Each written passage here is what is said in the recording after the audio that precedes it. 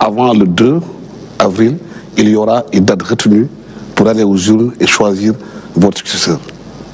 Vous savez, il y a eu un problème. N'eût été ce problème, le 25, on serait allé au vote.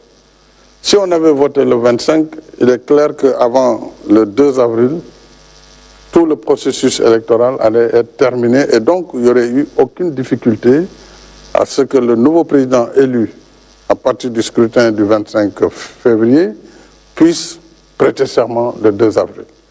Maintenant, nous ne sommes plus dans ce cas. Le Conseil l'a clairement dit, après avoir annulé la loi et le décret qui était pris sur la base de cette loi. Donc, le Conseil clairement a indiqué aux autorités compétentes, en premier chef le président de la République, que c'est lui qui doit prendre le décret convoquant le collège électoral et fixant le décret fixant la nouvelle date. Mais ce décret ne peut être pris avant que la concertation nationale ne se réunisse et j'ai convoqué cette concertation nationale le lundi et je pense que sur 2 jours maximum, lundi prochain, c'est le lundi 26, on devrait entre lundi et mardi terminer puisqu'il n'y a pas beaucoup de sujets en réalité qui doivent être traités. Quelle date pour l'élection et qu'est-ce qu'il faut faire sur l'après 2 avril. Donc c'est des sujets qui peuvent être simples si les gens mettent en avant l'intérêt supérieur de la nation, dès lors que la participation du président, sa prolongation à la tête du pays n'est plus en jeu, et ne l'a jamais été d'ailleurs. Si on trouve ce consensus, moi je prendrai le décret immédiatement pour fixer la date. Si le consensus n'est pas trouvé, je renverrai l'ensemble au niveau du Conseil constitutionnel en ce moment qui avisera.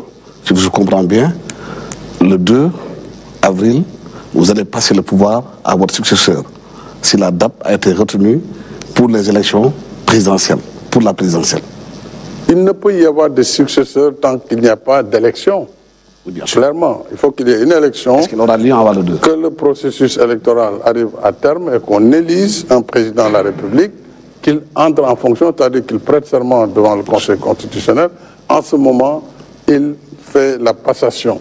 Mais ça, si c'est avant le 2, si on arrive à le faire avec des mécanismes qu'il faut trouver, parce qu'il y a quand même le code électoral, il y a un certain nombre de lois qui définissent des termes, il faut peut-être trouver le mécanisme de passer outre.